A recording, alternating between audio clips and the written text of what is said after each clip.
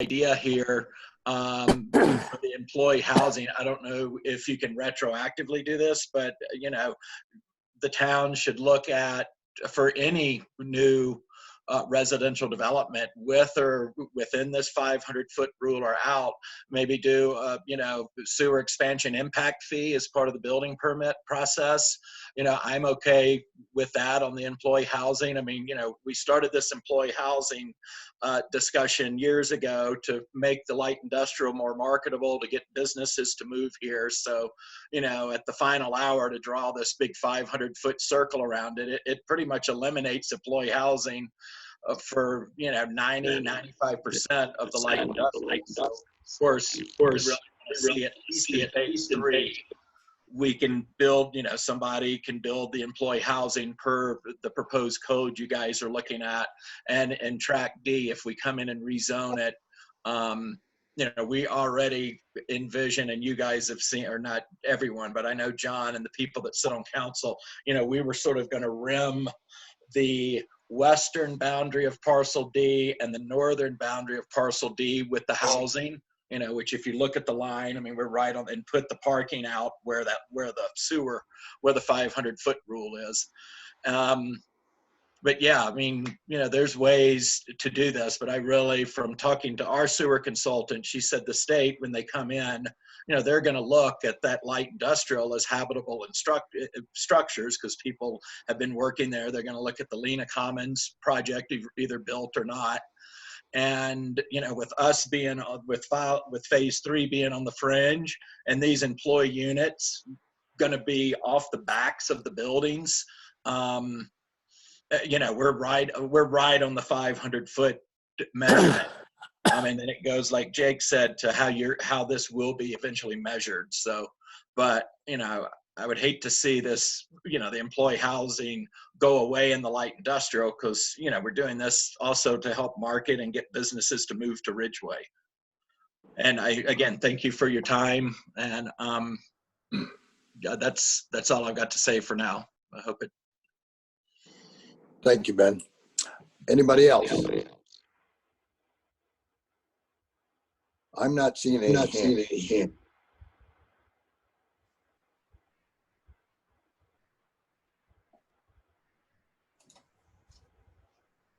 Nope, I think we're done. Unless there's anybody else.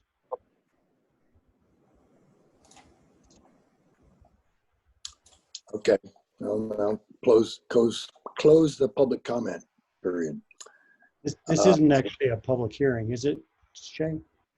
It's not. Well, we've done it with comments before, though. Yeah. Well, there's still comments. I'm just saying that we don't have to formally open and close public comment for something like this. All right. That's one. However you want to do it, you're in charge. Okay.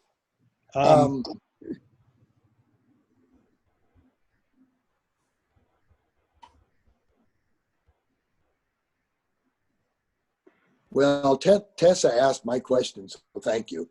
That was a concern I had, since this is a new issue and we don't really know. There's no way I'd see with a crystal ball what the state health is going to do. And I think that if we do not increase the impact of something that is considered probably non-compliant right now, I think that's a good thing. So I think that the 500 feet is a good consideration at this point. Well, I may have missed this information, but was there a difference between business and residents being in the 500 feet? I think what they talk about is habitable space, and they also, under that category, they include commercial. So I think I was trying to look for definitions of how they actually define commercial. I could not locate a definition in their regulations or in the guidance document, but they do say that the let me look for the wording. Habitable structures include residential, schools, and commercial structures. So to me, what we have in our industrial park are industrial businesses. I think there is a little bit of gray area where something could also classify as a commercial use, but without an exact definition, I'm not sure what that really classifies as. I think our industrial zoning, like Chase said, was set up that way in the first place because of those setbacks. So that's all I know for that. I don't know if Chase has something to add. I don't know. Can I ask a question? A couple of times now I've heard mention that this is somehow a new thing, when to me, our 500-foot limit is not new at all. We've had that in place for quite a long time. Are we talking about some new, that the habitable structure thing makes for a different impact than we've considered in the past, or what? My on that is that in this discussion of code updates and employee housing, it hasn't been part of the memos. It hasn't been discussed as part of that. But you are correct, John. I mean, since I got here, I got a map of where those setbacks are from the existing lagoon, and it's been part of our separate conversations that deal specifically with the development proposal that Ben Jackson has addressed tonight. We have talked about those in length, in detail at those separate informal discussions, workshops, all of those different meetings we've had on that particular development. Okay, thanks. So then that leads me to another question, because yes, I agree with John. Well, we've always considered those setbacks, but given that the definition of a habitable space does include commercial buildings, are we still going to run into this with the buildings that are, or the zoning that's currently in place there? I think it goes to what Chase said, and I'll let him add on when I'm done if he has something to add, but increasing the amount of potential conflicts is what we are wanting to avoid. So what exists today, but we don't necessarily have to let it get worse or have let it expand so that in the future we're under further restrictions. I agree. The point I was trying to make, though, is that we have approved buildings in the industrial area since I've heard about the 500 foot. And to me, the buildings in the industrial area don't qualify as those habitable structures. They are industrial structures. They're not, that's a different classification than commercial. I would have to search down some definitions and know if that indeed is true. But our code differentiates between commercial uses and industrial uses. Okay. The other thing I wanted to throw out in response to what Ben said earlier, he and Glenn Pauls have mentioned a couple of times the option of doing a land swap so that we could move our sewer treatment plant further downstream and A, be able to potentially serve more of the town of Ridgway, and B, separate it from the sort of expanding core of town. And while I greatly appreciate the offer and the consideration, when you add the cost of having to actually build a brand new sewer treatment plant on that property while we keep the current one running, as Shay pointed out earlier, you can't, or maybe it was Chase, you can't make a new one and close the other one first. You have to keep them both open until the new one is ready to go online, and then you can close the old one. And the cost of doing that is way beyond our means. I mean, yes, it'd be nice to have another piece of property that wasn't necessarily going to cost us anything to move to, but that doesn't take into account the much greater cost of actually constructing the new plant and not to mention just the plant, but all the lines to it and easements and all of that. So I think it's, while it's a generous offer, it doesn't go anywhere near addressing the need. I'd like to see it happen someday, and maybe it still can, but as far as something that we consider anytime in the foreseeable future, I don't see it.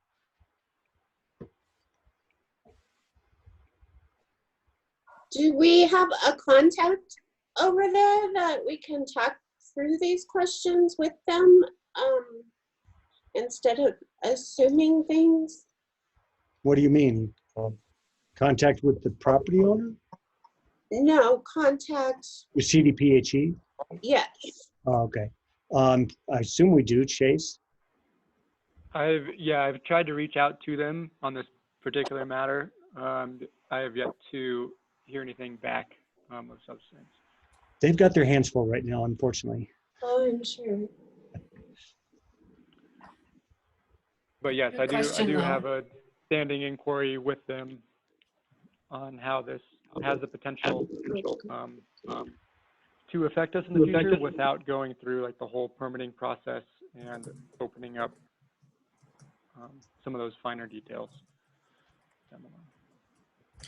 I think the hard part about potentially, or about asking CDPHE about this, it's like when I get the question of what can I do with my land? It's like, well, how much time do I have to do that? There's a lot of, I still think it would be helpful, and that's why Chase has reached out, and hopefully we'll get a little bit of a, an opinion from them on what they think would kind of be safe for us to plan on or not.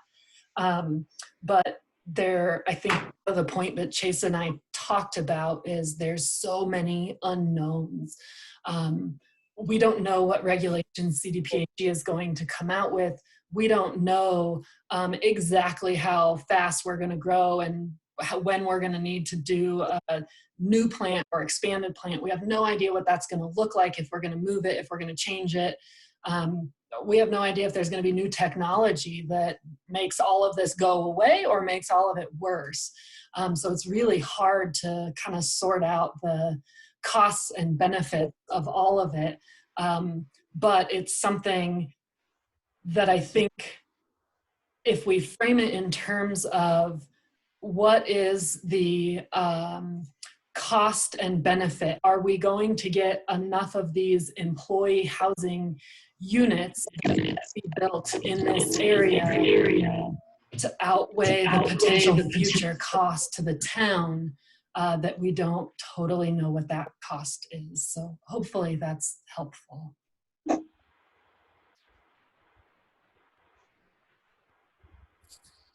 Thank you.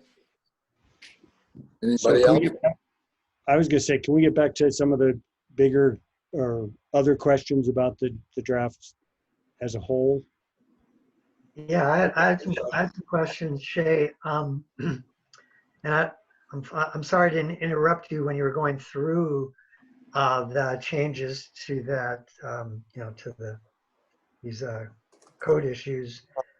But I had a question about wondering how you guys would feel on where you have new mixed residential district. Mm-hmm. And there's part B that talks about short-term rentals would only be allowed in single-family detached dwellings and duplexes where one entity owns both units within the duplex. Shouldn't we have something in there that says one of those units must be lived in by the owner? Did we talk about that?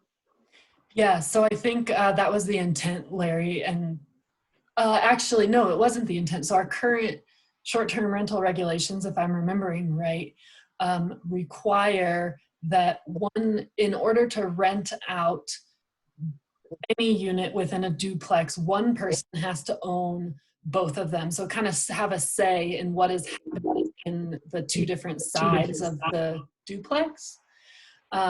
So the idea was it doesn't have to actually be owner occupied. They could long-term rent one side and short-term rent the other side. But the idea being that the impacts are controlled kind of by one person. Does that make sense? Yeah, maybe didn't realize it when we did talk about it, 'cause it seems like it would have, we'd have more buy-in if one of the units was actually lived in by the owner. But is that, am I trying to go backwards here? I don't think you're going backwards. We really were trying to not really revisit the short-term rental regulations as part of this. It didn't feel like it was super applicable to housing, and we had really kind of gone over those code edits more recently. So that was just meant to be consistent with how our regulations are now. Okay. And Larry, are you possibly mixing this up with the ADU reg that requires that if you have an ADU, one of those structures has to be owner occupied, as opposed to short-term rental? And I'm sorry, I just got to the code section. I have my handy code book in front of me, and it does say that they're owned by a single owner and one dwelling unit is owner occupied. So the proposal is to be consistent with what we have now with these short-term regulations. So I'm sorry, I should have just paused and looked that up. Okay. So in other words, Larry's concern is addressed. It is. Yeah. It is. Great. Sorry I'm about noticing that. that Ben still has his hand up. Did you guys notice that? No, I can't see hands on my screen. If you click on the participants on the bottom, Doug, can you see them?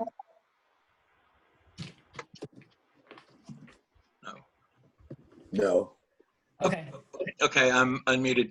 Real quick, John, thank you for that, explanation with regards to the land trade. That's thinking years down the road. So, as long as Glenn owns the property, I think it's out there, and that could still be 10 years from now, the way Glenn likes to hold on to things. But real quick, my understanding from speaking with our consultant we hired on the sewer lagoons and the setback is, even though that's zone light industrial, it quacks like commercial, for lack of a better term. I mean, valley floors, they're going to go out there and see, customers come and go, and they have employees that work there too that, may or may not smell the sewer lagoon. So as far as saying, oh, it's light industrial, so they're not going to make you guys mitigate for that, I mean, I really wouldn't hang my hat on that. I think another, Glenn and I's guesstimate, 30 employee units most likely we see those being, part and in the back of, whatever's built in phase 3, which is right on the 500-foot line, but yet still within it. So I just wanted to make sure you guys were clear on that. And, Jake, I may give you a call because our consultant's been in touch with the state as well. And that's how she wrote that memo that you guys, I think, have seen in your packet. So, thank you. Thank you, Ben.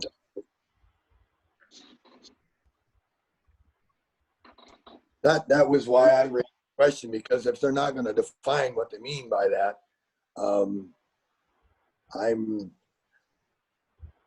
I see some of the current uses we have over there as not necessarily being industrial. They could be determined to be commercial.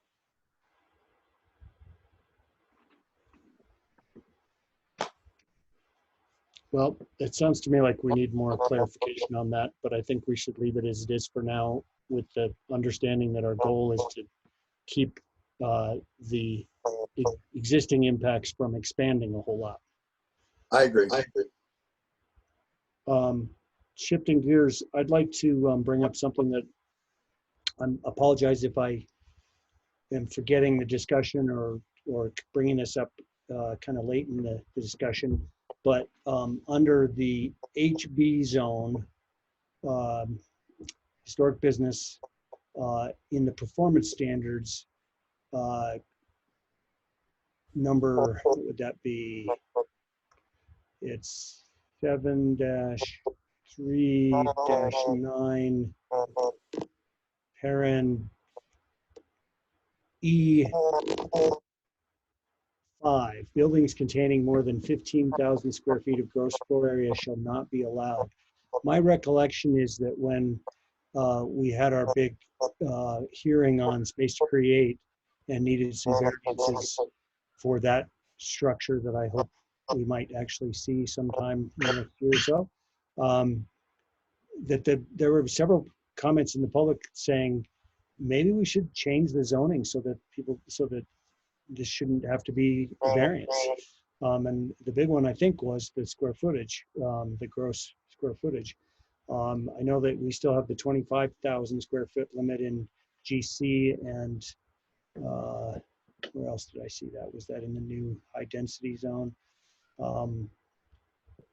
But HB has still got this 15,000 square foot. And am I mistaken that, am I not remembering things correctly, that we did have a little bit of a discussion about maybe upping that so that if we have more buildings that come along that are of the scale of the old Mentone that we've all talked about being something that happened in the past in Ridgway. I mean, I can tell you, as long as I've been involved in town zoning and planning questions, the reason that's in there is because we had a huge concern at one time for big box stores and franchises of the Walmart ilk.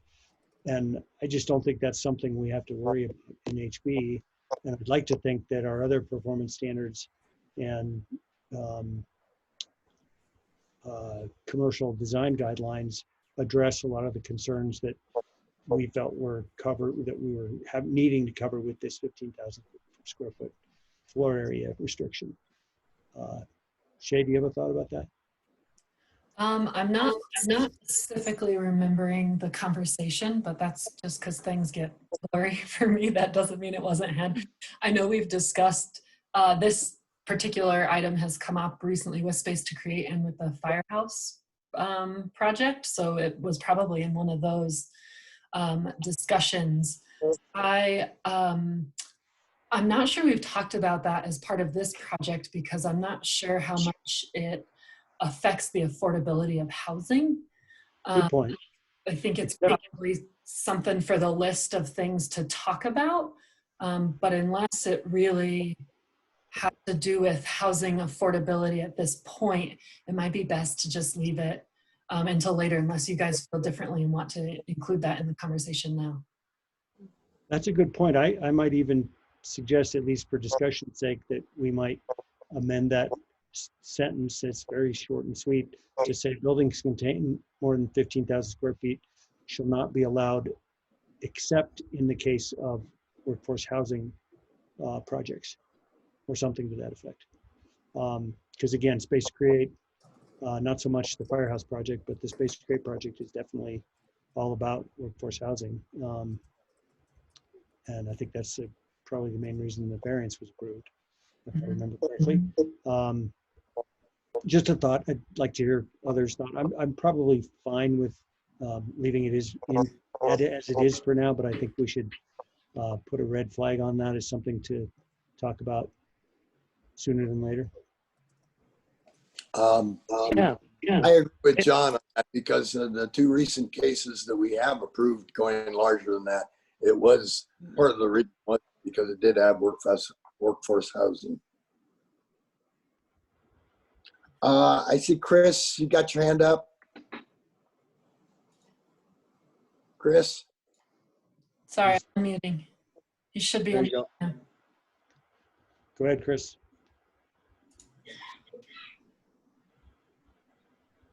We can't hear you, Chris. Are you? There we go. Oh, we got muted again. Oh. Shay, can you unmute him again? There we go. Yeah, I just did. Chris, are you there?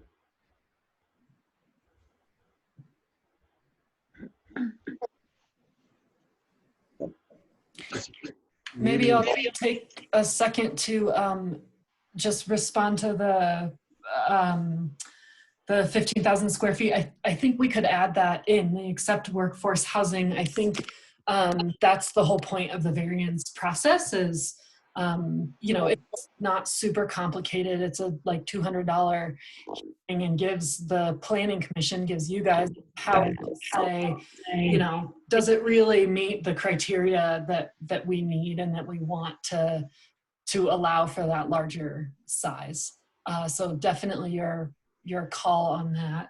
I don't know how many more true workforce housing projects we're going to get. The way we've defined it, I think Space to Create is one of a kind, and the Firehouse doesn't truly include workforce housing as we're proposing to define it. It includes a couple of small units that they plan to use for their workers that will hopefully really function that way. But I'm not sure it really meets our exact definition.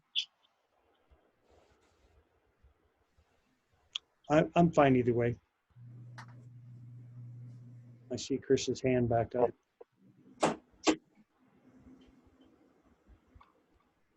Hi, can you hear me? Yes. Hi, Yes. good evening. Thank you. So I represent Justin Fagan, who owns several properties in the town, and I asked a question last time about the downtown service zone change. And I was wondering why the town didn't look at going to smaller lot sizes in that zone district, because that's part of the historic plating of the town and might be appropriate for that sort of pattern. I appreciate what was done in historic residential, and I'm just asking why that couldn't be downtown service as well. And then I trust you got my comments. I'll get caught up with Ben on the rest of that stuff later. I'm not going to make any comments on that tonight.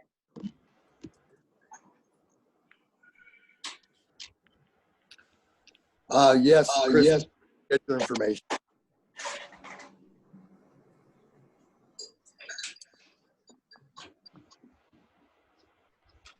Anyway, thank you. Appreciate your time and your efforts in this endeavor. I'd just like to hear about the downtown service part if I could. Shay, can you pull that up? I'm scrolling to it and I'm not getting there. You bet.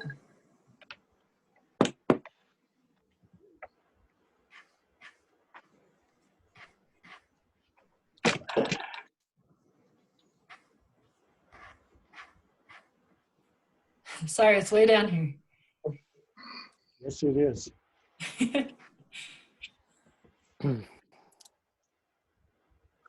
So there is your dimensional table.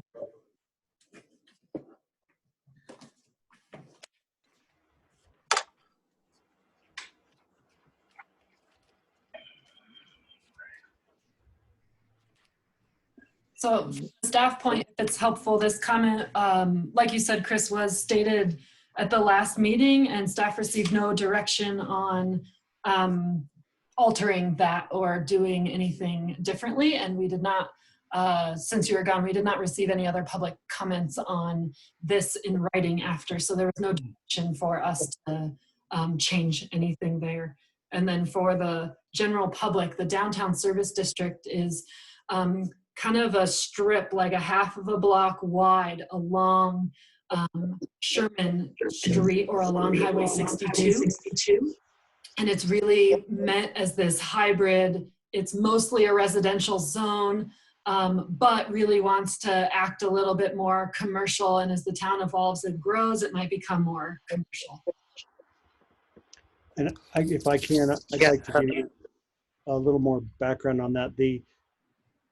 Again, for as many years as I've been involved in Ridgway, there's forever been pressure from property owners along 62 onto the west up the hill to actually make either a full half block or a full block on either side of the highway actual commercial property that people could have, you know, street frontage businesses. And there was always been the concern, at least again since I've been involved, of not wanting to create a sort of strip development kind of effect along Highway 62, while at the same time recognizing that those residential properties that directly abut 62, as we've gotten busier and Telluride's gotten busier, they're not the most ideal home sites anymore because of traffic noise and whatnot. So what we came up with the downtown service district idea was to allow businesses that are more kind of office style businesses in general, things that can look more like a residential, lawyer's offices, dentist offices, things like that, in order to, and then keep the signage down in order to keep it looking like residential while still allowing some commercial activity that wouldn't otherwise be allowed in residential. I think Chris's point is that if you compare the new HR specs to the DS specs, the downtown service specs, everything in HR has pretty much been cut in half. The minimum lot size has been dropped from 50 to 25 feet. Minimum lot size from 5,000 to 3,000. The maximum lot coverage has gone up from 50 to 60, and then none of those things has changed in DS. So it still requires a 50-foot lot width, 5,000 square foot lot size, and 50% maximum lot coverage. Shay, I'm curious, was there thinking with you and Clarion in this that you kept those numbers in DS the way they are in order to, again, sort of minimize the potential increased commercial effect along the highway, and again, having it approach more of like a strip development kind of look there, or was there any talk about that at all? Yeah, that's a good question, John. I don't recall having a lot of specific discussions about that district. I think the idea that it is kind of a mixed district, it really is probably not super appropriate for single family homes and duplexes. And those are the lots that you can see in our mixed residential and historic residential. Those are the only lots that are reduced to that 3,000. All other residential uses are increased, or not increased, but they stay at that 5,000 or larger. I suppose the higher density does have a smaller lot size, but my thought, my assumption, and this is not something that we talked about with Clarion, is, it's a small area of our land, and building lots of single family homes along the highway is probably not as appropriate as the other uses that are allowed in that area. So no need to reduce the lot size there. Just a guess. This is Bill.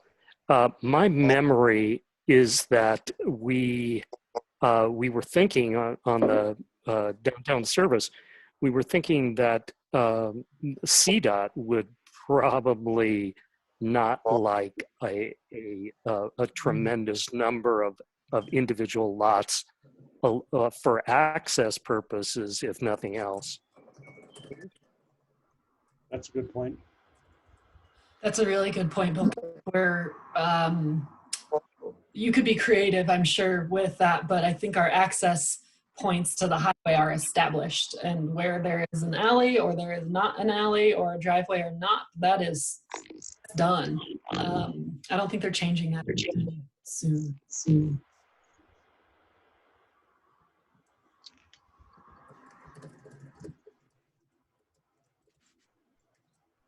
Hopefully that answers your question to some extent, Chris.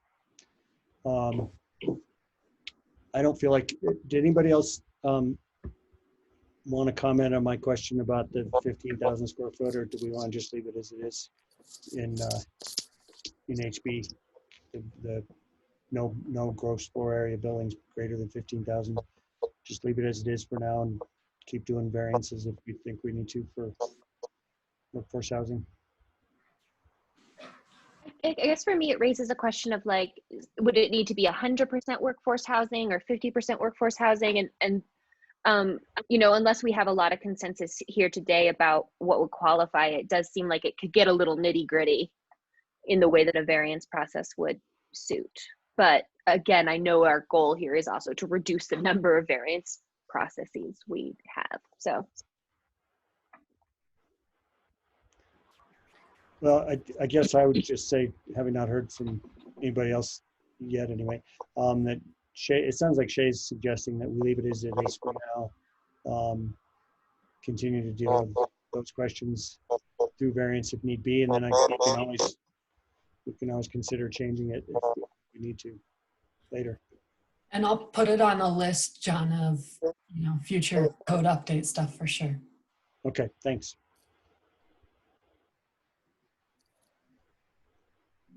Hey Shay, this is Larry. I had a question about setbacks on the code updates. You know, where you staff talked about reducing the side setbacks and what some issues might be, such as requiring fire insurance and drainage also. I would think that saying that if a person wanted to have that minimum, what is it, 3-foot side setback, that they would, I think we should say they would need to get fire suppression rather than leaving it up to their choice. I would say that you either do or, you know, you can't do that setback, close setback.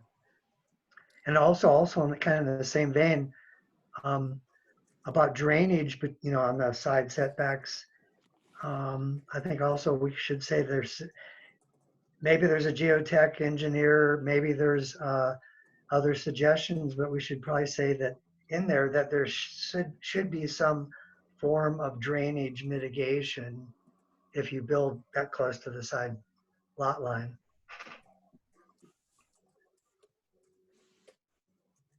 Thanks for bringing that So, up. but if, Good. do we put in then we put in an alternative? I mean, you're saying if we take it down to what we're proposing, if you have something more than that, is it 1 foot more or 2 more? Or 2 feet? Well, I think it's if you're within the 3 foot, you would need fire suppression. Yeah, so there's a suggestion in here, and I'm trying to look, I think it's in one of these footnotes here. Page 5, I think. Yeah, we said basically anything less than 5 for single family and duplexes might want to trigger that need for a fire suppression system. So let that be the designer, builder, owner's option to decide what they prefer. And then I think we said the same or similar for the drainage requirements. We could do the option of requiring particular things, like just say all buildings have to have foundation drains and damp proofing and address the wall drainage barrier, or we can say, hey, everybody should really have a geotech report on your property so you can figure out what's best for you. And we could just require that across the board, or we could require it if they propose to be 5 feet or less from the property line. I guess what I was thinking was that to give some leeway to the homeowners to figure out what would be the best cost-effective or whatever way to deal with drainage by saying there should be some form of drainage mitigation rather than try to tell them, you know, what methods of mitigation they should use.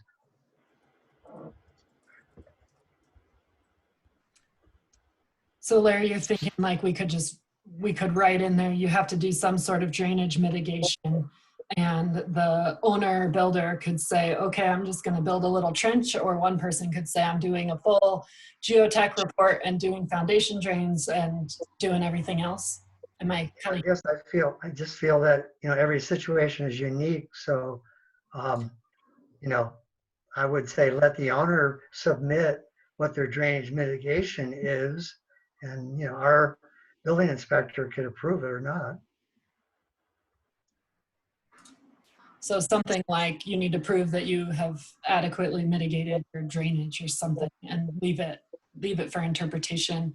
So Mike can kind of say, yeah, you know, that area of town, that's fine, but I don't know, this area is a little sketchier. Right. Shay, do we not currently require soils reports?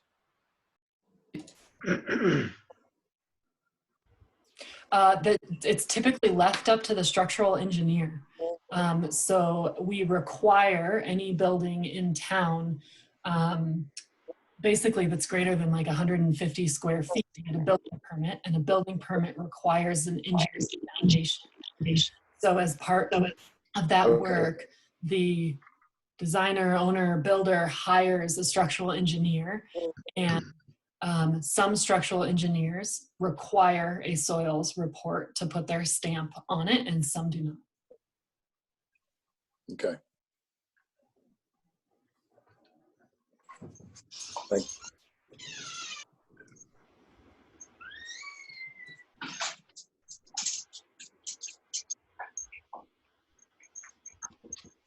So Shay, I'm seeing that the footnote 23 on page 34, it looks like that we're talking about is has a lot of kind of maybes in it. Maybe we should do this, maybe we should do that. Are you looking for, do you think we're looking for recommendations tonight on how to address those questions? That'd be great. I think that's what Larry kind of started, so I'm glad he brought it up.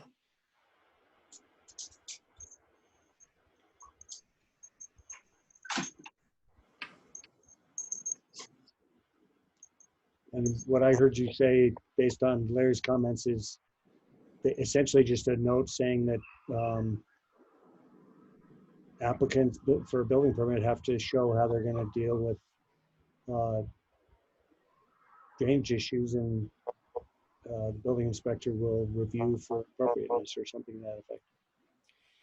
Yeah, I'm trying to wrap my head around how that might work.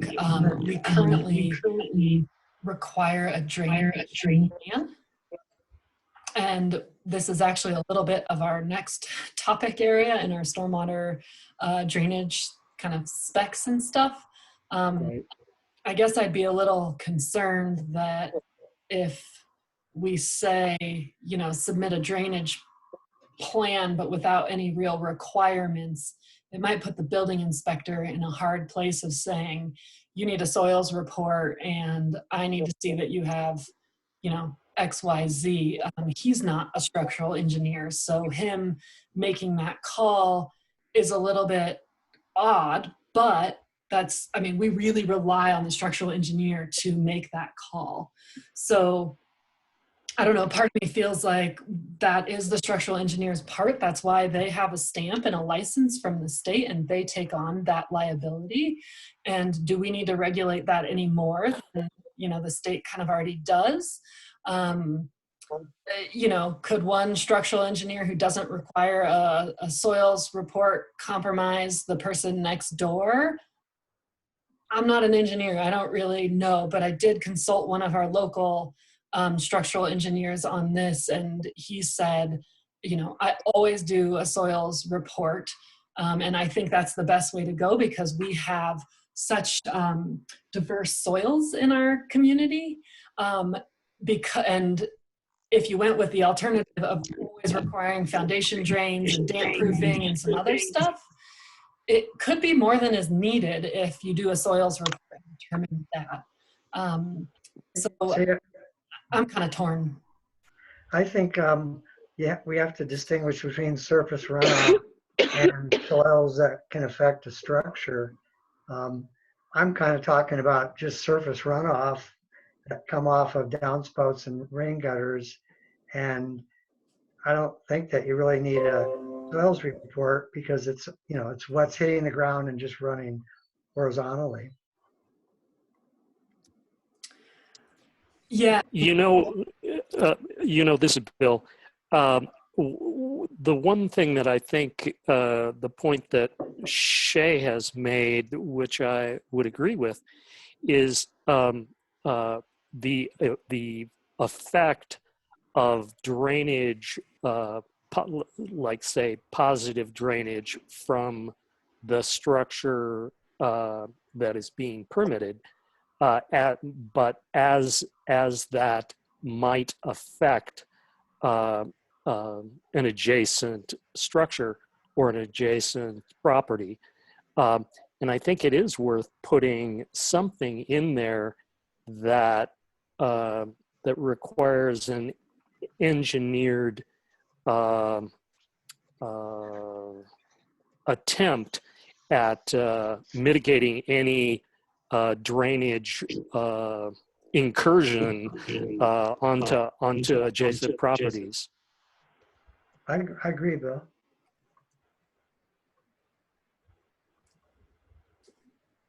I don't know if you can hear me, but I agree. We can hear you. Great. I mean, I just think that letting the houses be closer together requires that we have some wording in there that, you know, sort of makes the town, makes owners know that they have to deal with water or, you know, snow. What about snow dropping off 2 different roof loads, you know, between 2 houses and building up between 2 houses and rotting the siding, you know, so.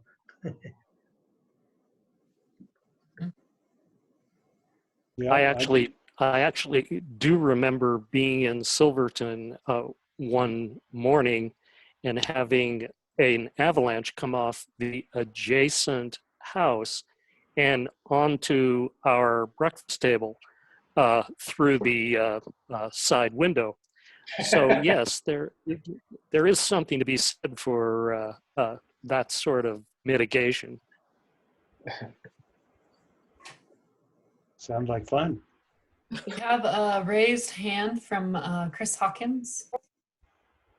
Yeah, Chris. Yeah, we dealt with this in Telluride all the time, and snow guards on roofs, on side lot lines, because the setbacks are 3 feet. And then each property in Telluride is required to do a comprehensive drainage plan. And basically you want the drainage from roofs to go to impervious areas and percolate in. And then you have an on-site detention or retention to ensure historic flow doesn't increase. It all works out pretty well with those lower lot sizes. You guys are having a good discussion and it's needed, but there are good solutions out there just across the hill. That's certainly something I thought of. See what Telluride does. I think just the reference to Telluride would scare some people. We're overrated. The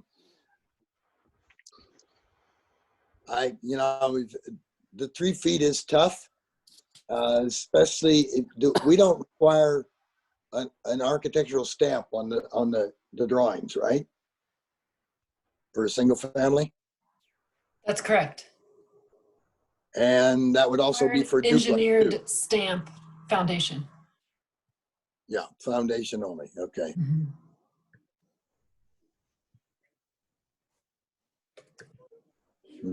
That's great. I think I have some good direction on this. It sounds like generally we want to do something, ensure people are affecting their neighbors. The mandate for the building official even looking at it is health, safety, and welfare. And if he has been required to look at something that he feels is beyond what the town should be taking on liability, I certainly would feel that if we get down to the 3 foot setback, that we could certainly add some additional requirement.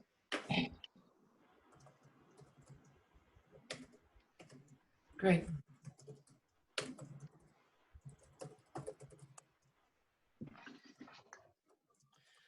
So I feel like I have some pretty good feedback there on what to look at and look at the exact details and come up with some wording for that.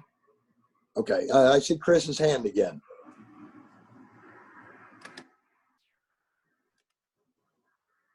Sorry, that was a false raise hand. Apologies. Oh.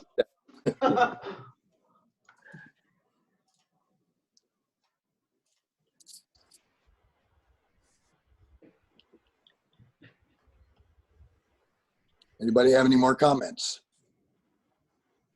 You mean more comments in general or on that specific thing? In general. In general. Okay, I'm going to jump in with something. Hopefully, you guys can hear me, right? There's a lot of echo. Some And- echo. And you cut the top of your head off, Thomas. That's all right. We're gonna find it. That sounds better.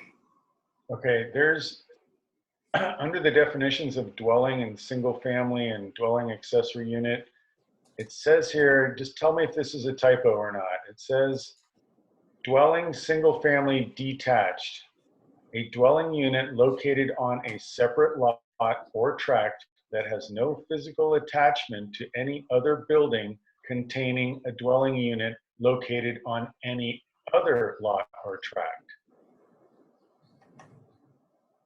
Is it supposed to be attached to any on that lot, or does it mean another lot? Tell me which definition you're looking at again, Thomas.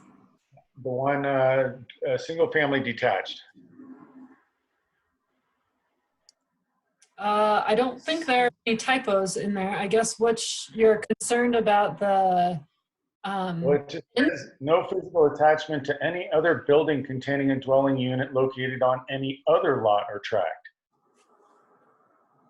So are you saying that you can't cross over a property line and attach to another building?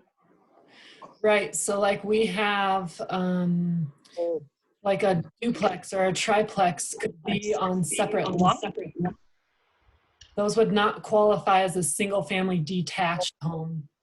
They have to be completely detached from everything, not just stuff on their own lot, but stuff on someone else's lot too. Does that make sense? Sure. It came up because we had that one specific case just recently where there was those duplex right down the middle. I think that's probably why there's something there about this. Okay. Thank you. Mm-hmm.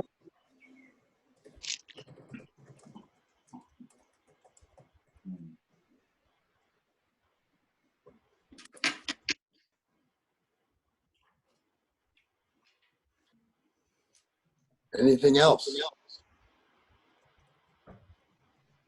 I guess let me interject one other question. I'm looking at all these definitions here because I have ulterior motives, but it says here under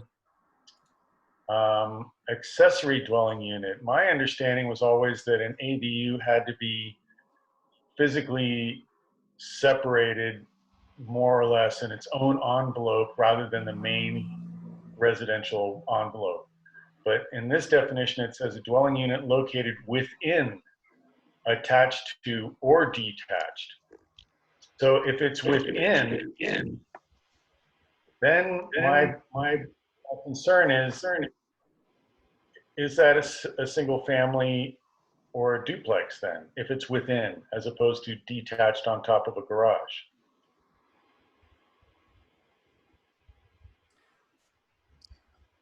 Well, Does that make sense? but if you had an attached garage that had an apartment over it, then yeah, I don't think, I've never considered an ADU to have to be detached. But is that what you're saying actually within the dwelling unit itself? Well, if it's within the envelope of a structure with an attached garage and it's over the attached garage, then by your definition, it would.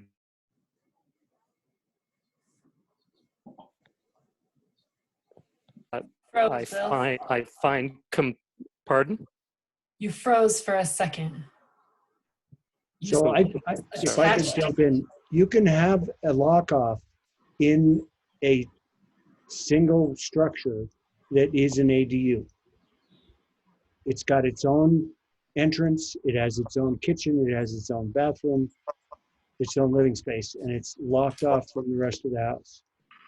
That's an ADU, as well as it. I mean, the typical ADU we all picture is the example of a living space above a detached garage, but ADUs can be of all sorts of different flavors and sizes and shapes. Well, I guess that's where I'm getting concerned. Then it's not really a single family detached anymore. I guess it is, but it's, anyway, there's some details here, but it's fine. So are you, is your issue with the definition?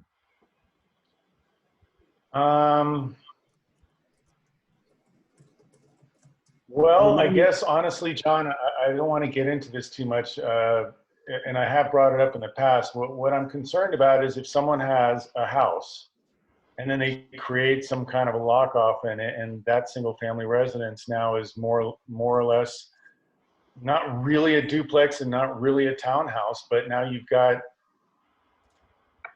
two entities living on that one lot, which in my mind is supposed to be a single family residence.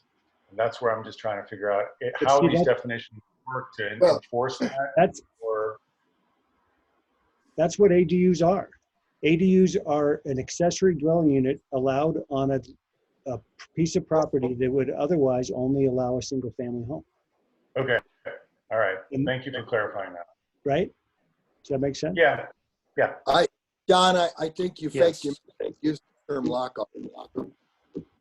And when you say lock, the structure of an ADU that can be locked off or could have no connection whatsoever to the rest of the residents. Correct. And there are some other uses of lock off where it's locked off because it's separated from the residence and it's a bedroom, you got a hotel room, or I've encountered situations where the owner of the residence has a bedroom that he locks off for him, only for his use, and then he can rent out the rest of the house.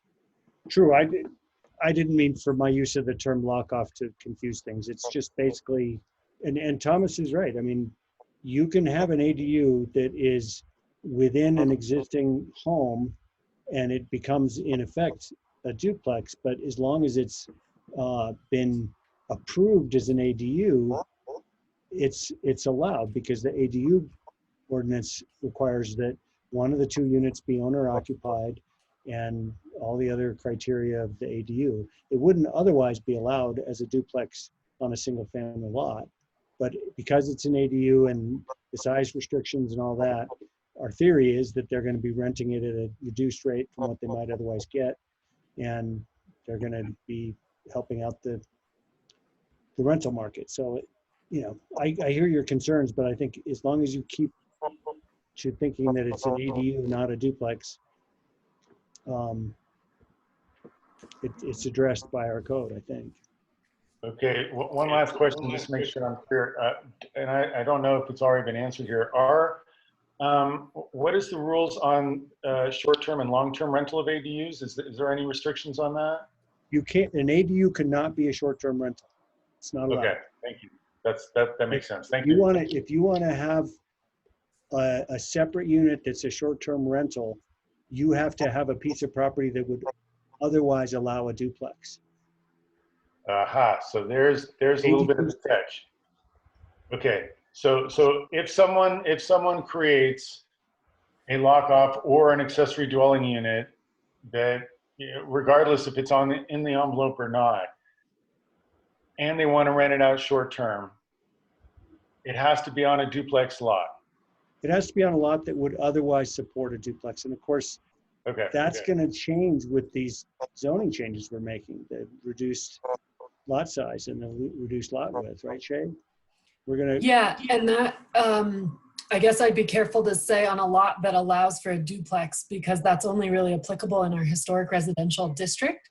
We have a size limit. So it used to be 8,000, which is the size limit in the historic residential district that you used to have to allow for a duplex. However, in places where ADUs are allowed in like solar ranches and River Park, the lot still has to meet that lot size. So what we're proposing with these changes is that since we're changing the minimum lot size to have a duplex to 6,000, that would apply for those short-term rental regulations.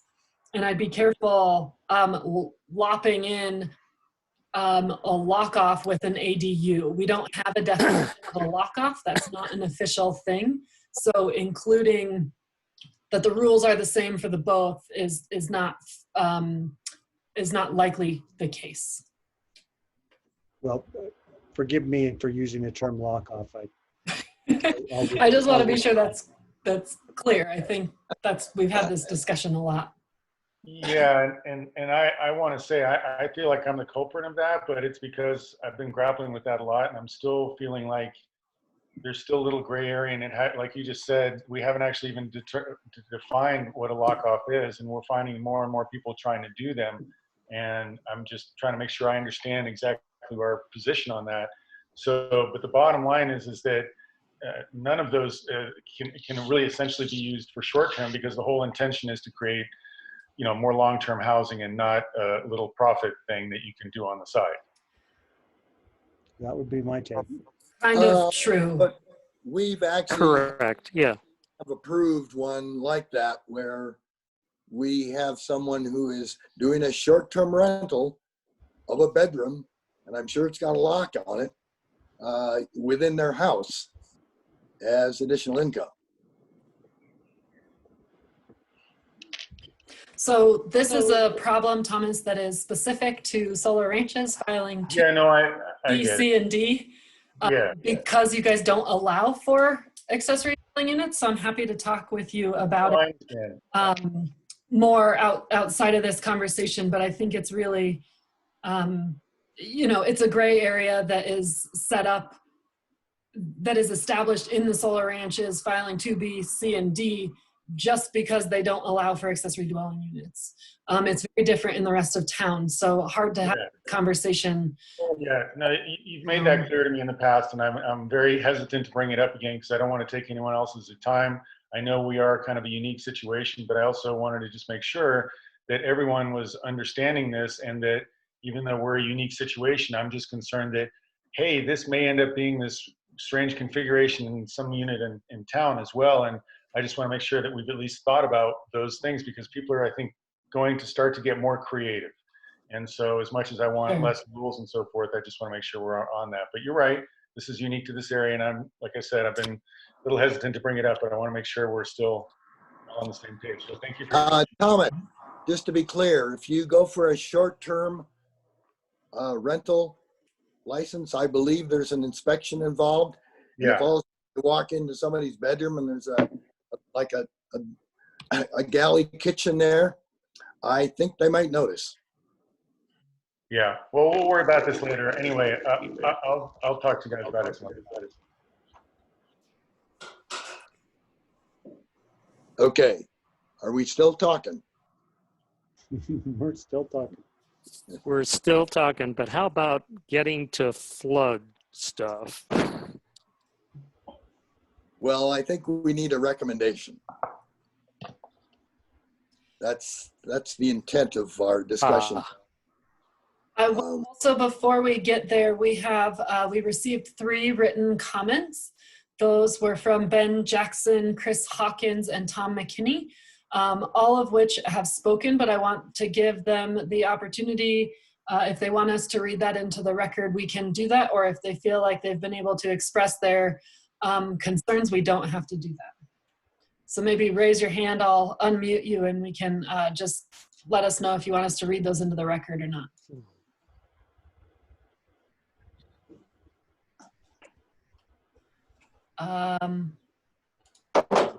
Tom McKinney, you're first to be unmuted. You know, do you mean literally read my letter right now? Yes, we could do that for you. That's not necessary. If everyone's got a copy of that, just my concerns, I just wanted everyone to see those, and that's it. Doesn't have to be reiterated any more than that. Thank you very much for taking the time to do this. Thanks, Tom. Thanks, Tom. Chris, you've been unmuted. Do you want us to read yours into the record?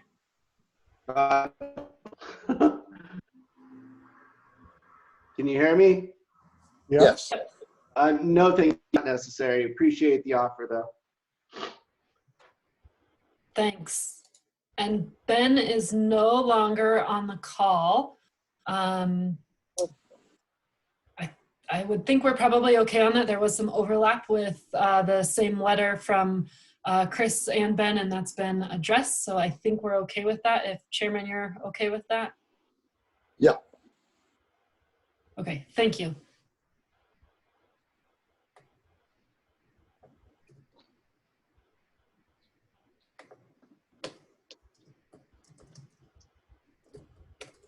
So does one want to like propose a recommendation?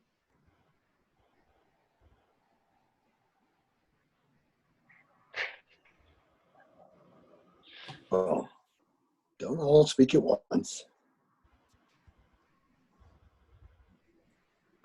So we are recommending to move this document in front of the town council at their next town council meeting, correct? Yes, that's correct. But we do need to add the changes that we discussed with the three. You mean changes we've discussed today? Yes. Yeah, I think you can, unless, I mean, actually, I'm feeling like I'm not, I would have a hard time remembering everything we've discussed tonight. Keeping that. Do you want a summary of my notes? Is that helpful? That would be helpful. So I think, unless I'm missing something, the discussion that I heard is the two items to look into. One is the refine some wording on requiring drainage mitigation for reduced setbacks. I'm looking at those notes, but supporting some sort of additional requirement with a setback as little as 3 feet. And the second one, I thought what I heard is potentially contacting the Colorado Department of Public Health and Environment to get a few more kind of facts or details or opinions on how they would assess the setback situation. I think those are the two big decision items that I.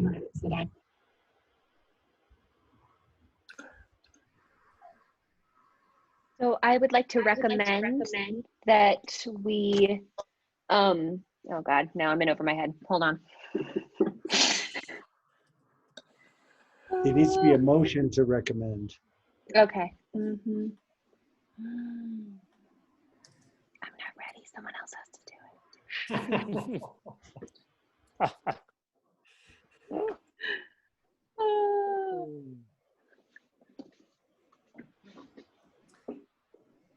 There is some wording recommended in the staff report. Oh, not really, sorry. Yeah, I was looking for that. Can I refer to these as the, Jesus, sorry. Can I refer to these as the land use code updates phase 1 housing, or do I need to refer to the section of the code? The first is fine. Okay, great. Okay, I would like to make a motion that we recommend the land use code updates phase 1 with regards to housing to the town council at their next meeting, pending some refined wording around required drainage mitigation, and do we also say fire, for setbacks fewer than 5 feet, and potential clarifications and updates around sewer setbacks from CDPHE. Not pending, I guess, but like including. I'll second. Second. I heard Motion. somebody second, but there was a lot of static. Who seconded? I did. Jennifer seconded. Jennifer second. Any further discussion?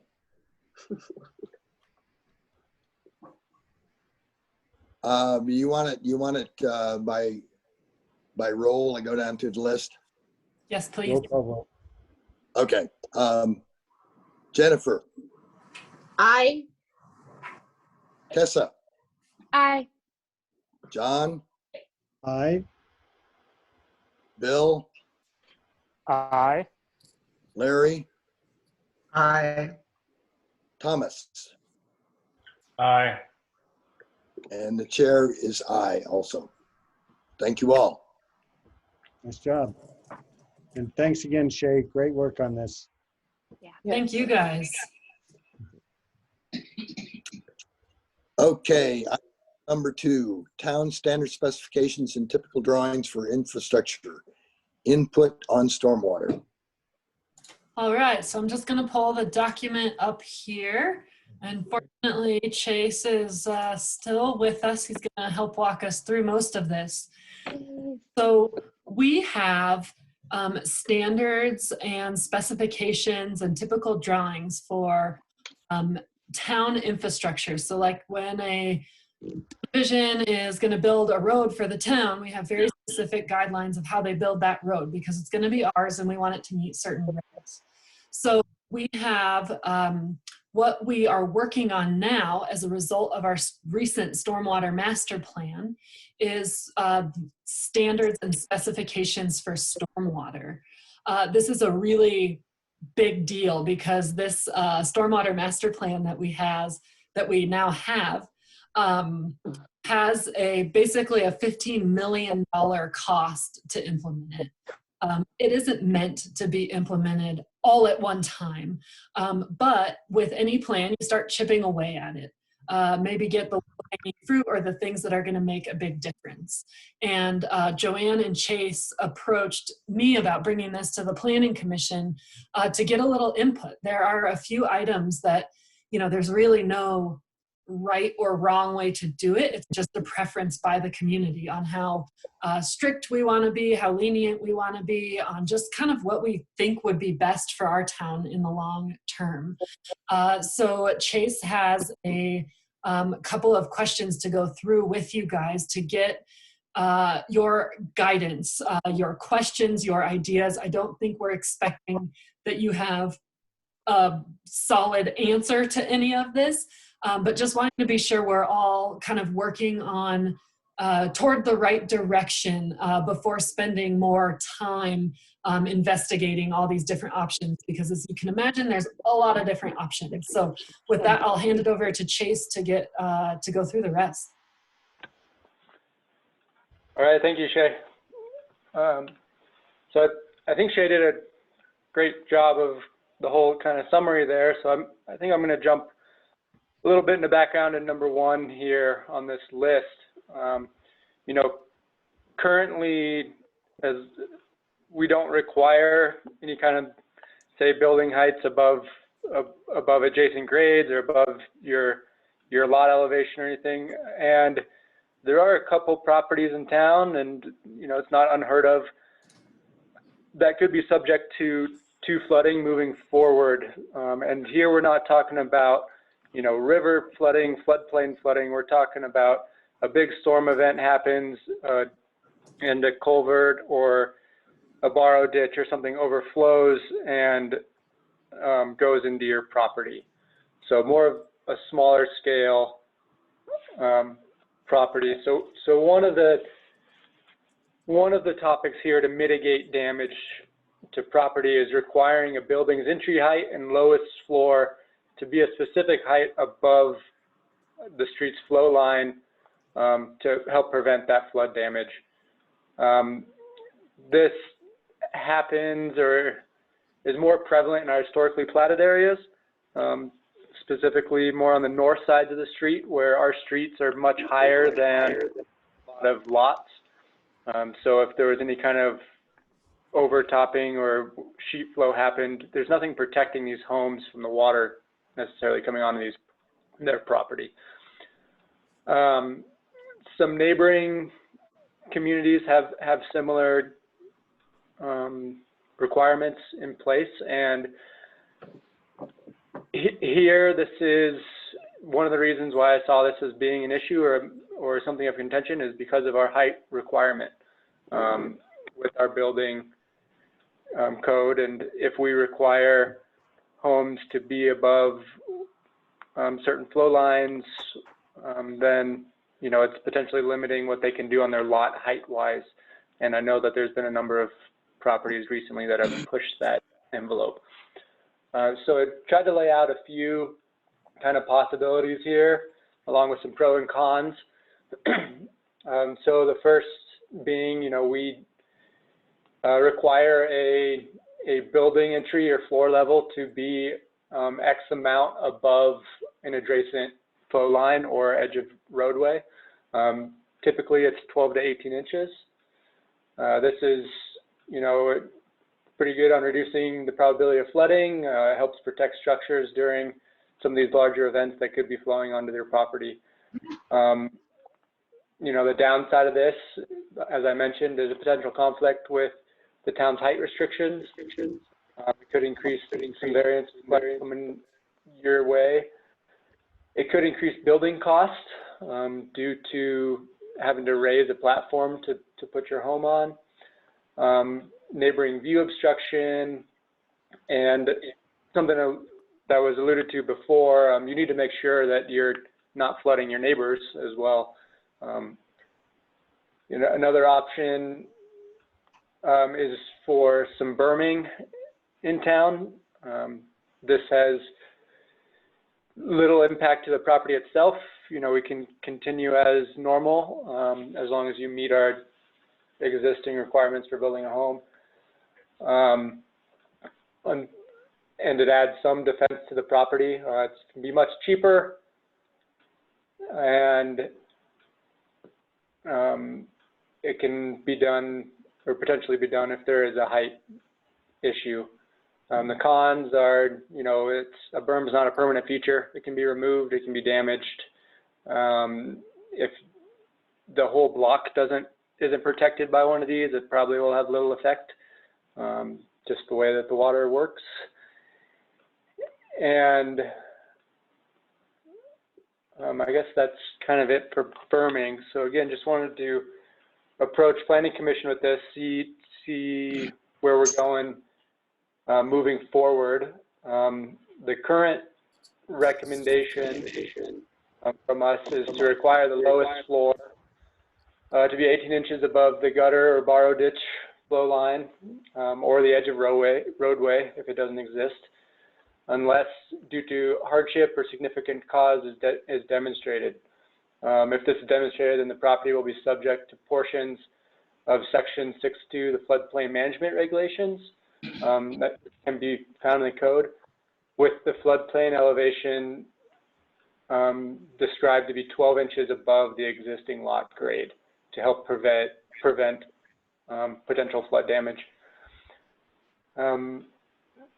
We attached that section below and highlighted some of those. A lot of that just gets into requiring buildings to be X amount above designated flood area. It requires some waterproofing during that or throughout that zone. It ensures that structures are securely placed, and as well as any of their sewer and water utilities, won't be flooded or have adverse damage. So at that, I guess I'll ask for some of your feedback. I know there's probably questions as well, as with anything. This is Bill. One of the concerns I had with the 18-inch requirement rather than 12 is if we are doing more townhome type of situations, it would be more difficult to utilize any sort of ramps for handicap type of situations to get to that 18-inch goal rather than a 12-inch goal, which seems adequate for a casual floodings or a localized flooding situation. What do other people think? I think if you look at what he's designated. Do you?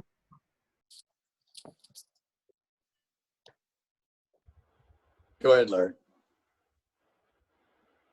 Oh, okay. Is there any way to distinguish between high side of a road versus low side? You know, because to have this one size fits all approach to me is 18 inches is really high up if you're on some flat area where you're not necessarily on the low side of a natural drainage. Is there any way to customize it more to, areas that's somebody's on the high side of the road and somebody's on the low side of the road? Right. So I guess a few comments here, Larry. One being, I should note that that 18 inches there, the way it's worded currently is it's above the gutter or borrow ditch flow line. So a number of that, if you think of a typical curb, that's already 4 inches or so deep. 4 of those inches are already being utilized in that calculation. Something to keep in mind there. And as well as if you're talking about the high side of the road versus the low side of the road here, high side of the road, it may or may not be easy for you to be 18 inches above. As you said, I think that can be site specific. That's why I tried to call out where if there's any kind of hardship or significant cause that you're on that low side, like there's properties in town here where the lot is 3 or 4 feet, frankly, below the road. And that was the reasoning for that second kind of clause where if someone was to approach the council or staff here and say, hey, my lot is 5 feet down from the road, but as long as I build my house up from the surrounding landscape that it's on, then if water does come off of the road, your home's not in a hole. Even though it is downstream or downflow, it is slightly above the surrounding landscape, which will hopefully mitigate some of that damage. Does that answer your question, Larry? Well, I guess I was thinking almost in reverse. If you're on the high side of a slope, do we want to require you to be 18 inches above the gutter or the curb?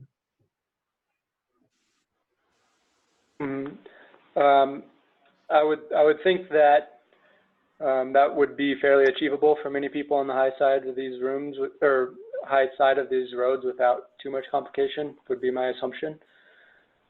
Like I said, this is loosely or slightly modeled off some surrounding communities as well, so that's where these general guidelines come in. But that's what we're here to discuss and to walk through. So if there's other opinions or things that we need to think about site specifically, then by all means, let's iron them out. I would want to just jump in and throw out there, I don't know if it's a complication or anything, but obviously we're trying to do height calculations. The building inspectors are going to have to figure out if we're now asking some of these properties to bump up their foundations or set new benchmark heights, how that may or may not work into how the height calculations are completed. It's just something to consider.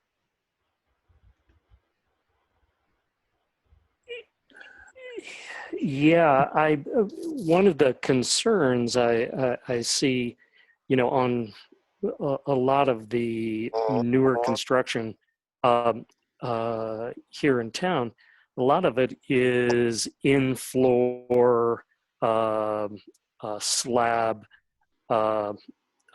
heating, and so radiant floor heating. And getting up to that 18 inches is a lot of fill. That's yeah, it's just, it is significantly upping the cost of the substrata for that sort of heating.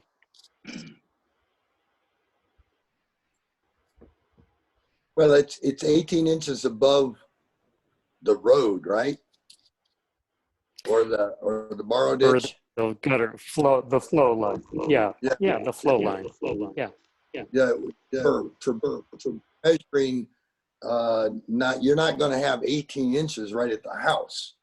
I mean, you're supposed to slope away from a house anyway. You don't want drainage against the house. Correct. Yeah. So you got a 10-foot Mhm. set. You got 10 feet. If we assume a level of curb out there in future developments of 4 inches, then you got 10 feet to drop, 14 inches. That's not too 14 dramatic, inches, yeah. because you typically have the floor 6 inches above the grade anyway. That slope away. Yeah, So I don't think the 18 inches is too difficult.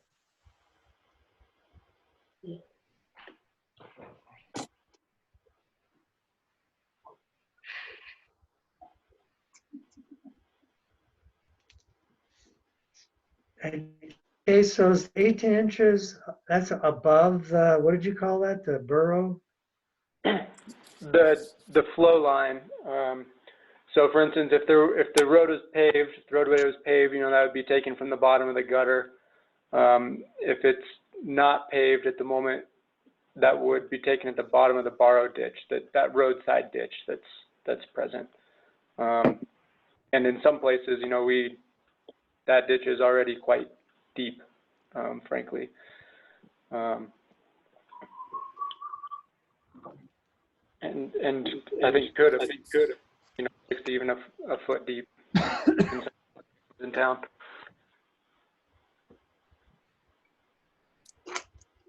I would go more happy with 12 inches, but it's up to the consensus. So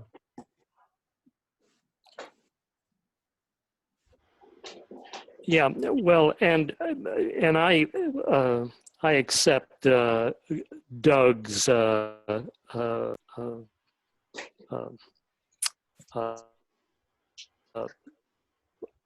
suggestion, but it says 18 being reasonable.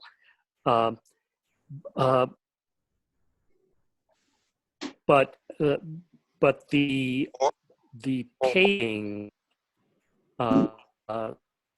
situation, if we're looking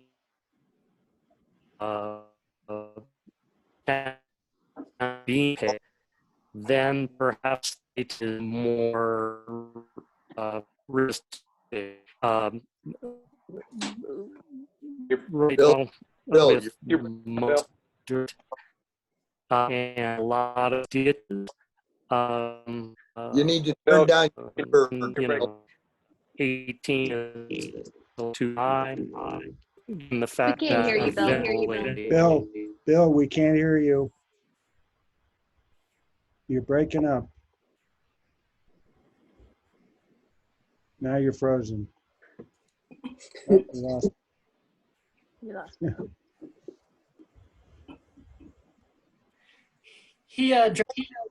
It looks, he'll probably reconnect here in a second. Yeah, for me, Go ahead. Go ahead, Jessica. Just for me, my major concern is how, if there will be a major impact to building affordability, and if so, how major. Otherwise, I think it sounds like a really good idea, because it's not affordable to ruin the first floor of your house either. So yeah, so yeah, for me, it's just really what kind of, how much more expensive is it? And it sounds like from Doug, maybe it's not so bad. And if that's the case, then I'm down. Something I think that also, and maybe I didn't illustrate this well enough too, but part of this reasoning is also to protect town to some degree, to not leave us vulnerable to any challenges, I guess, in the future. You know, say a developer, a home, someone building a spec home, built a home, sold it, and then a year later it floods, and making sure that we don't get called back from that homeowner saying, hey, why did you allow this? It was an obvious fault. This, you know, has a potential.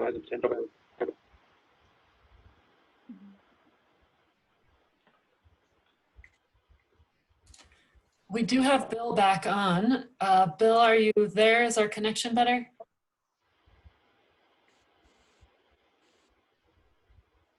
Not yet. I don't see him in the picture. No, I don't see it either. So what I was going to say is, you know, what we were looking for tonight, what Chase was looking for is kind of your general direction. So I love that we're getting into the details here, but I feel like what I'm hearing is that you guys are actually okay with requiring building entrances to be elevated. We're not totally sure if it's 12 or 18 inches, but you're comfortable with that as opposed to only requiring berming. Yeah, berming. Okay. Good. I don't think so. I'm sorry, Doug. Say I say I feel that berming is not the right option. I'd rather raise the floor. And I don't see it's a significant issue. I mean, good practices alone, you're going to have your floor elevation above the adjacent grade. You should slope away from the house. You got a 10-foot front setback before you get out to the street. You got a right of way. I don't see a big issue. I agree with Doug.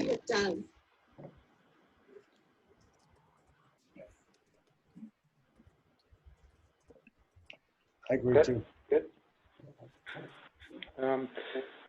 We'll look forward or look toward some of those issues regarding the elevation path having that be a requirement then. Thomas, you have a question? Yeah, no question. I mean, I guess I'm going to just throw my 2 cents in. Yes, I agree with, you know, what Doug just said. I mean, I think, you know, anyone who's going to invest in building a home or an addition is going to want to do what they can to protect them. And, you know, this is, you know, not every lot in town has these problems. So it's really more specific to those particular ones that are set up in a bad way. I was going to just throw out another way to do this is that, you know, if someone might be able to present that it's economically not viable for them to do this, I'm wondering if we would allow maybe an alternative option, which is to say, well, if you can provide us with an engineered drainage mitigation plan that involves some kind of swales and or berms or drainage things to mitigate that, then maybe that could be an alternative. I'm just throwing it out there to give someone another option if they happen to be in such a circumstance that it's not feasible for them to actually raise the house as we're requesting. That sounds reasonable to me. You know, similar to what Larry was bringing up before. You know, I mean, if you want narrower setbacks and you want to have your houses closer together, well, you're going to have some increased drainage problems. So what we're going to require is you show to us that you've made a plan that works, and then that'll be okay. Well, maybe we do that here too. Say, look, if it's too difficult, there might be some solution, some engineering solution that doesn't necessarily require that, and maybe we can throw that in as an alternative, but that's just something to consider. great. Great. Any other comments or questions dealing with number 1 here before I move on? Nope. Looks like no. I'll move on to number 2 then. So number 2, you know, when we're talking about development on a parcel, that increases the impervious area. It shortens the concentration time for the runoff and often results in a higher peak flow and more runoff. You know, this can require larger system improvements. You know, if you pave your entire lot and put it all on the street, as was kind of talked about earlier in this meeting, you know, what about your neighbors downstream? What about your abutting neighbors? But then also, you know, your far away neighbors a couple blocks. And how are we going to mitigate that moving forward? So there's a few options here. We can limit flows to historic. This is currently our practice with many of our subdivisions. This would not increase the demand on the town stormwater systems. It prevents the creation of new downstream issues, and it puts the expense on the builder or developer. However, this can also mean that each parcel is responsible for the maintenance and function of its own detention features, which can easily become neglected. It can be difficult to implement in the HB district, where one can build from lot line to lot line, and can reduce building density due to the need to use land to detain the water to meet your historic runoff. Another option is to size your public systems to handle larger undetained flows. This system would be prepared for the worst case. That's always a good thing. It doesn't require land on site. It will require improvements within the public right-of-way and the public system. And currently, as Shay kind of summarized, our current estimate to build out to these peak flows is shy of $15 million. And we don't have a designated funding stream or clear, I guess, it's not going to happen overnight is the easiest way to put it. And this high, sharp peak flow has high erosion concerns. It can reduce water quality, and you need to determine who is paying for that increased demand, and also where is it going to go and who's installing it. So there's some definite give or takes there. Like I said, historically, for new developments, we typically require them to limit to historic. I see any of the issues here being in our HB district, where that whole area was created and platted, without a stormwater system installed, and with the ability to build lot line to lot line, where you don't have, where previously there hasn't been the requirement to, or potential requirement to limit to historic. So I guess moving down to, the current recommendation to consider to get this ball rolling in discussion is to require new development to match historic flows. So that includes, as Chris mentioned earlier in this discussion, our neighbors across the hill in Telluride, how those properties are required to meet historic through detention and infiltration on their lots. However, if a subdivision was designed to accommodate— I just lost you guys. Was that anyone there? We can still hear you, John. Go ahead, Jason. Unless the subdivision was designed to accommodate the full build out and that drainage system was put into place already. So these lots would be allowed to build the anticipated lot coverage. Development that is unable to retain to historic flows or is being developed with an imperviousness in excess of its original design will be required to pay for the increased demand on the town system. This could be structured similar to the parking requirements, but we would need to be sure that it's actually covering the costs that these improvements would require. So again, I know there's a lot here. Sorry to throw it all at you at once. Yeah, it's complicated. Yeah. Hey, Chase, can you define historic flows, or how do we measure what is a historic flow? That's actually our topic number 3 for discussion tonight, Larry. Maybe I should have put that one at the top, but I do hope to talk to you about just how everyone envisions historic in the future, in the next bullet point.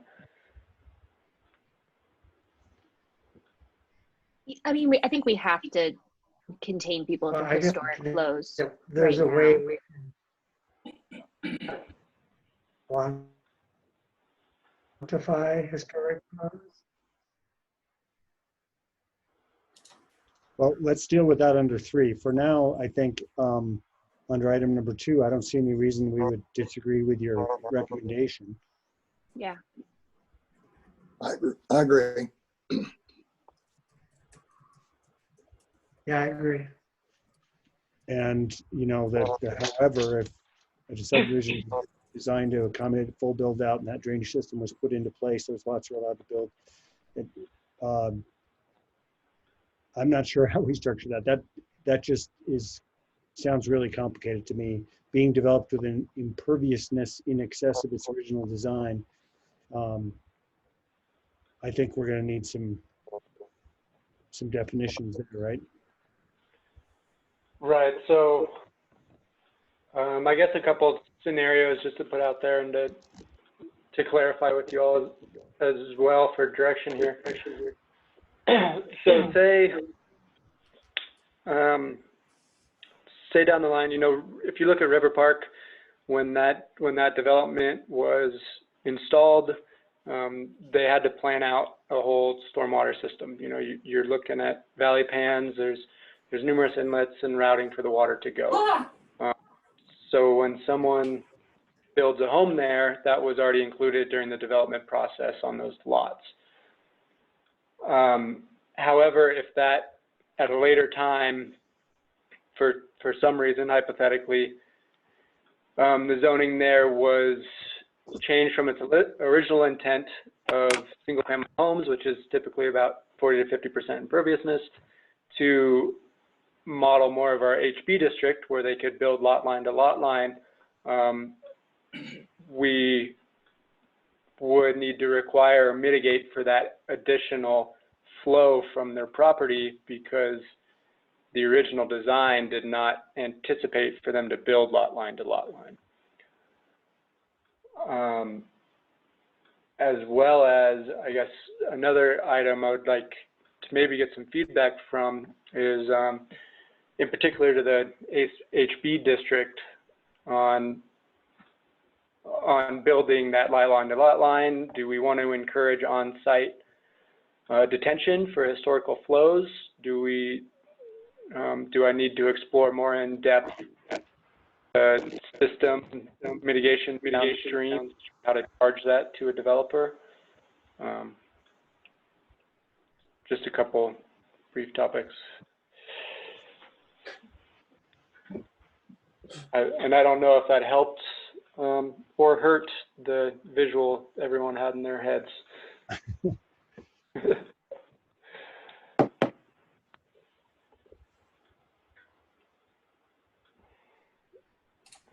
I think it just confirms how complicated it is. Yeah. Okay. Since we're talking, we keep referring to the historic business.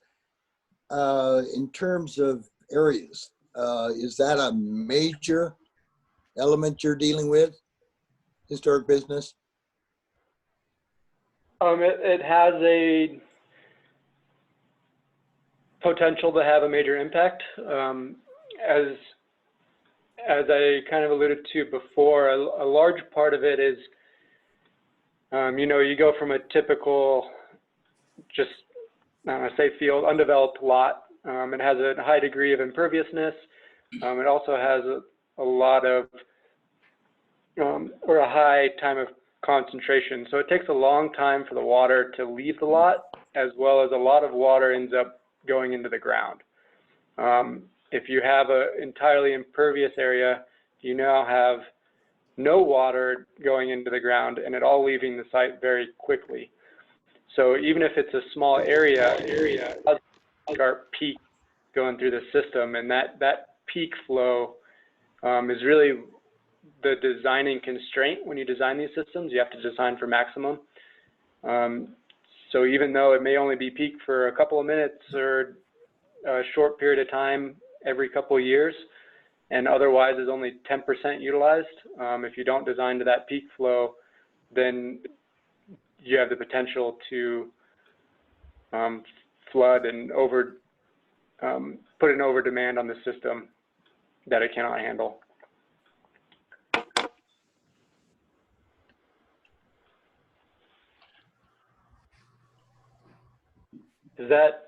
Doug, does that help, or did that address what you were going at? Well, I can visualize a couple of lots in downtown where, yeah, that obviously we can't just deal with those piecemeal, because you gotta run a pipe somewhere to get rid of it. So, yep.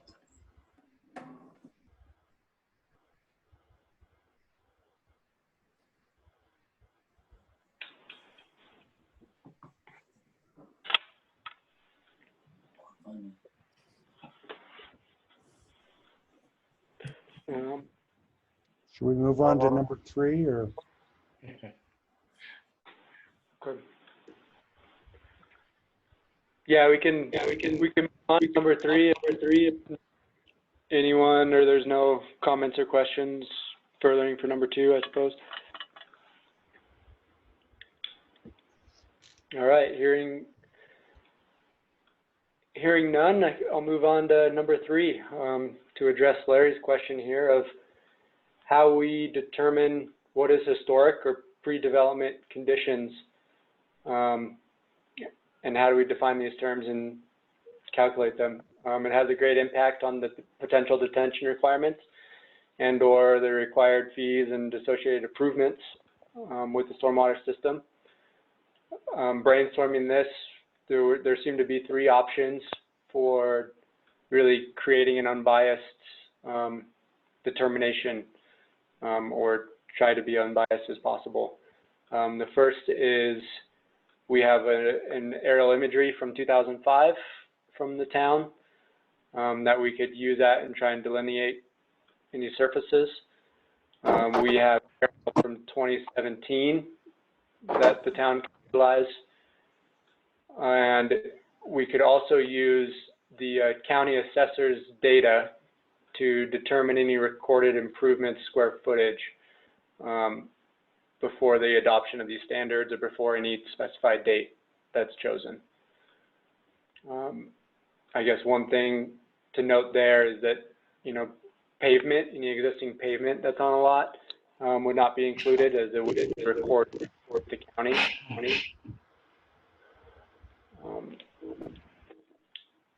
And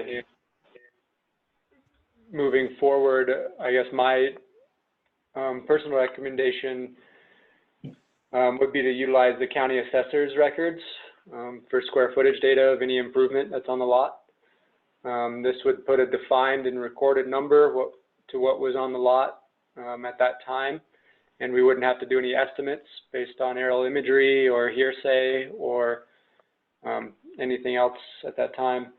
And any other additional impervious areas may or may not be included if the property owner can display record of its prior presence.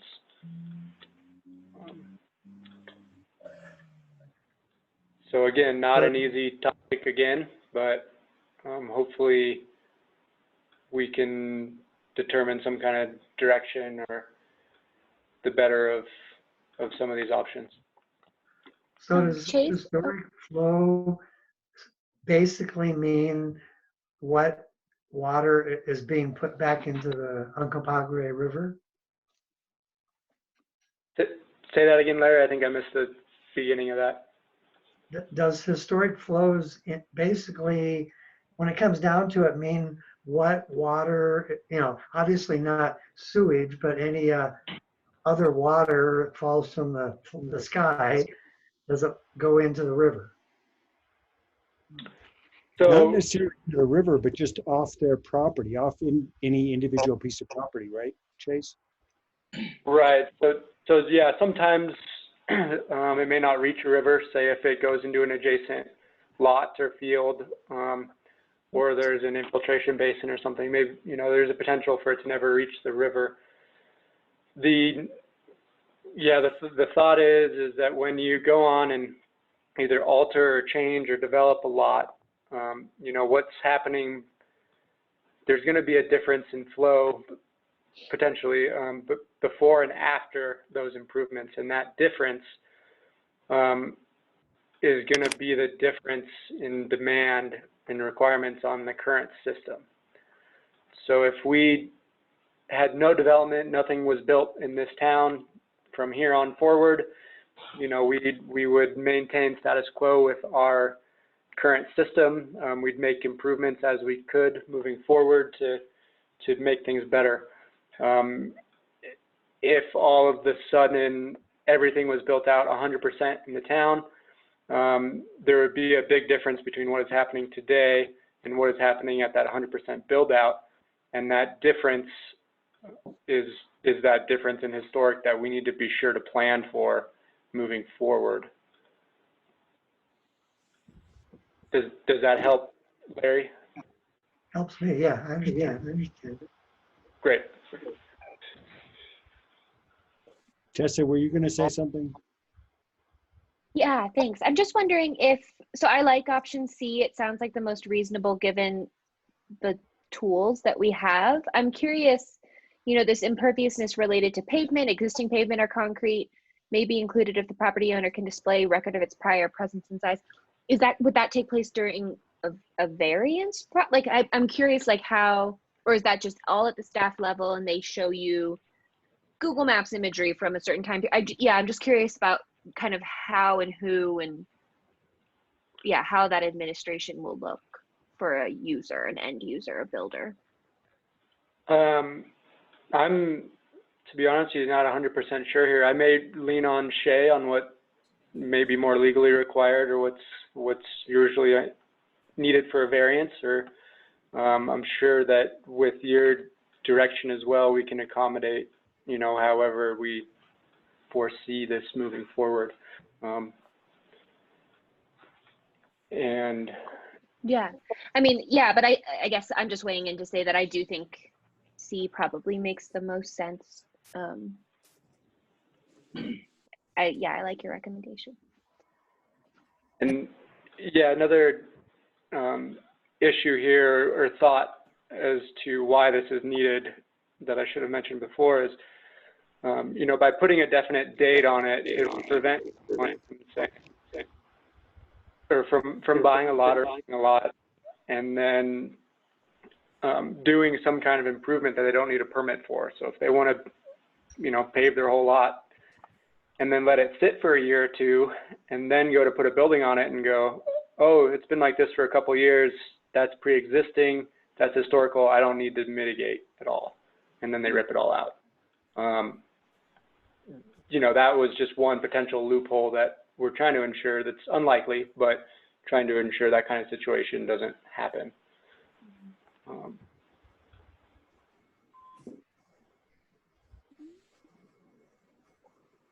But so far I'm hearing that utilizing the county assessor's data for square footage is the direction we should further explore. I'm good with that. Yep, me Yeah, too. that's good. Okay. Is there any thoughts on what the date or year we want to make that? Will that go into place, you know, when this is adopted, say 2020? Anything recorded prior to 2020 is there? Do we want to backdate it, forward date it, you know, put any kind of stipulations there moving forward?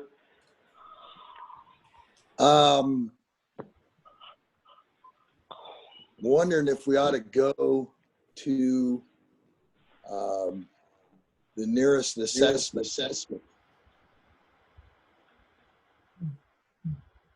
Is the county going to do, assessor's office going to do reassessments next year, or is it?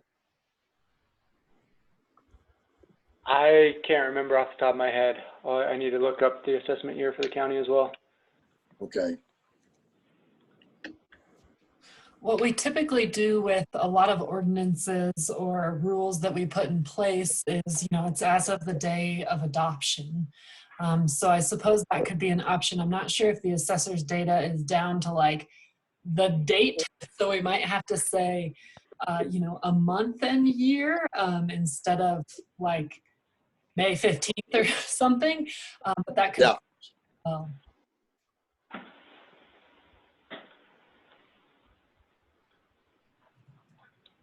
Okay. Thanks, Chase. That's a big chunk. Yeah. Yeah, thank you all for your input. I know that there is a lot going on here. There's a lot for me that I always consider, and I've been looking at this stuff for a while now. So I can't imagine what it's like for you, me throwing it all at you at this moment. That's right. We're tough. We can take it. These are, I guess, the three most prudent topics that I saw as affecting or wanting the Planning Commission's input on. I guess I will also ask or open it up, if there's anything we missed with these three, or if there's other considerations that you members are maybe thinking of or want to make sure are addressed, to make sure we're looking into.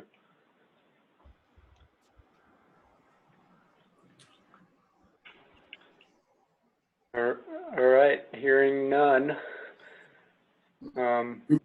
We know where you live. I just moved, so. There we go. No, but we can follow up with you if something comes to us. Yeah, definitely. I suppose with that, I may hand it back over to Shay. Yeah, I don't have anything else to add. Just a huge thanks to Chase, because this is hard stuff, as we all know, and I think we're just really lucky to have him on our staff navigating us through this and thinking through a lot of different situations and trying to get us the best options possible. So thanks, Chase, for carrying this one. You're here. Yeah. Yep.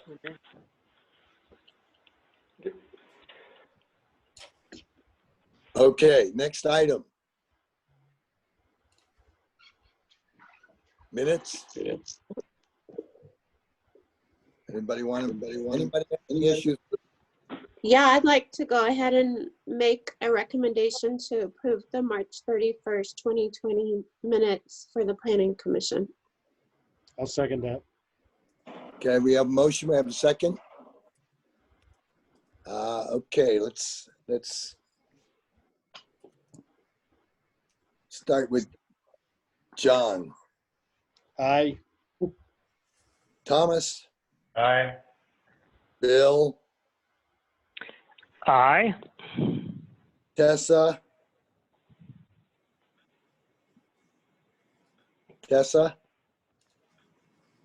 Can you hear? Larry. Aye. Did you vote, Tessa? Tessa's back. Tessa. I got frozen. Oh, yeah. Are you Unstable. Yeah, I think that's the problem. We're voting on a motion to approve the minutes. Oh, aye. Okay. And I'll vote aye. Who did I miss? Somebody? You missed. Jennifer made a motion from your approval, but Okay. go ahead. That's what I thought. All right. Has a question. Go ahead, Karen. Sorry about that. I just want to make sure for the minutes regarding the stormwater standards. Were you all in agreement with the recommendations? I thought. I believe so. Okay, just want to be sure. Thanks, Karen. Thanks. Thank you. Shay, you got anything else? Nothing. Okay. Motion to adjourn? So moved. Second? I'll second. Okay, got a motion, got a second. Okay, all in favor? Raise your hand if you say aye. Okay. Aye. Aye. Aye. Thanks, everybody. Thank Good night, you. guys. All right. Take care. Thanks, Be well. everyone. Okay. That's a